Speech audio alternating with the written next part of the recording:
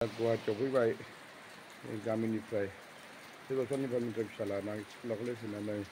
गुवाहाटियावबो बिराद अखा IIT निफ्राय बेयाव थाफैनाया मास मोननै खावसे जाबाय नै मा होनो इखो नोरसिं बिलाइ गेजेर गेजेर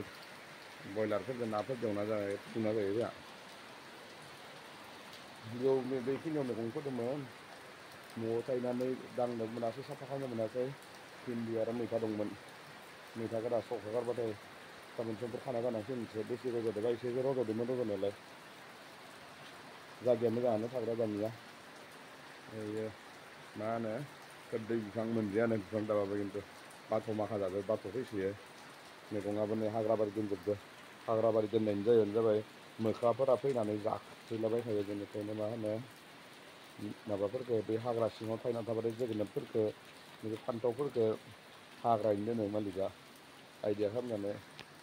बैयावबो मैगं फैयो बिथिंजाबो फाथोबो फोना दोनदो बेहाय खालामना जानो हायो आरो जोंहाखौबो फोना लाना होदोंमोन बेयाव दासो देखाया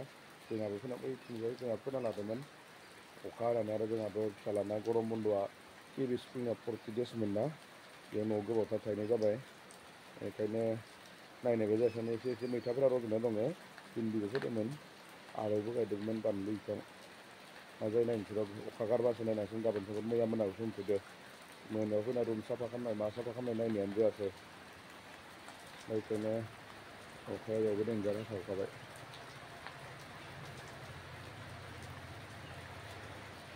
रुम IITआव थानायाव मोजांमोन सिकिउरिटिफोरा IITआवबाथ' आरो बेबायदि फेसिलिटि सेन्ट्रेल माबायाव क्वार्टार मोनदोंमोन मेरिट हस्टेलाव सिस्टेमा दा बेनिफ्राय डिग्रि आंना थांनाय फेब्रुवारियाव जोब्बायना PhDआ डक्टर लिरनानै बेनिफ्राय दानिया मा जाखो IITआव थानो होला डिग्रि जोब्बाथाय नों दा नैबे खाथियावनो फिसालाना केबि स्कुलाव फरायगासिनो दं दासो थाखो 4 मोनदों IITआव फरायनायफोरा एबा साख्रि मावनायफोरना IITनि केबिआव मा होनो रिजार्भ थाखायो एडमिसन मोनखायो आरोना बेनिखायनो फिसालायाबोथ' एडमिसन मोनबाय बेनिखायनो बहाबा साननैसो मोजां सुबिदा मोननायसिम जेराव पारमानेन्टलि टाइपनि सुबिदा मोनो बिसोरनि केबिआवनो थाथ'थोंसै होनना फिसालाखौ खाथियाव रुम भारायाव थानाय जाबाय आरो बिखुनजोफोरनि अननायाव मा होनो दायो रुमालाय बांद्राय भारा नङा भाराया बांद्राय दाम नङा गुवाहाटियावबाबो बेथिंजाय मा होनो एसे खम खमाव मोनो एसे बिथोराव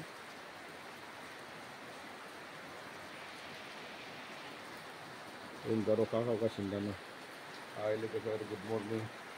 अखायानो बया हालायबाय मैया फैदों गुवाहाटियाव गरेस्वरनिफ्राय दाखालि न'आव थांदों दासान्दि गरेस्वर साइड टिकेट माबा दंसै नालाय प्राइभेटआव दाखालि न'आव थांनानै फेमिलिया फिसाला आरो हिन्जावफोरा हिन्जाव न'आव दङमोन ना बिसोरखौ लाना फैबाय मैयायो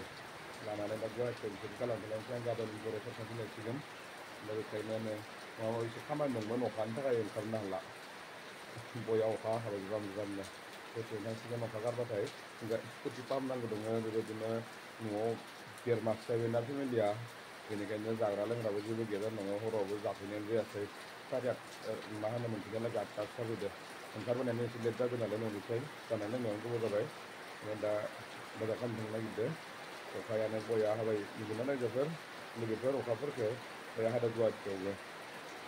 जेरावबो हाबाय थाखादों गामिथिंथ' आरो बांसिन बेयाव नै दासो आं बाहेरायाव थांनो नांखाब्रबबाथाय मा खावसेबाय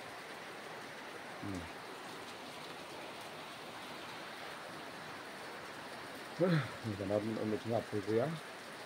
हाबफैनानै जमा जाबाय नैबेयाव बे जाबाय हल रुम आरो बैयो नैबे किटचेन बै सिदा खनानि दरजाया बे जाबाय लेट्रिन ओमफ्राय बिथिंजाय बेडरुम दङ न'फोरा सिभिल खालामनाय जाथ'वाखै मैयासो न'निफ्राय फैनानै जि जोम सुना होजोबनाय जादों दा बेखायनो मोजां सिखिनि गोजौ वाला गोजौ हाग्राबारि बायदियाव साइडआव हाग्राबारि बायदियाव जेबो फिलिं माबा जानाय नङा होनना नैबे लेबु गायनोमोन आं गायनो मैगङा बैयावनोमोन आरो ना मा जायो मोनजायोना मोनजाया नैबेयावबो बानलु गायदोंमोन एसे रज'ना दङ थांनायालाय अखा हानानै गय बिलाइ गोलैनानै मा होनो होसिननाया दं खोमा गाबोन गायफोरसो बोखारना लांसिगोन बिदिनो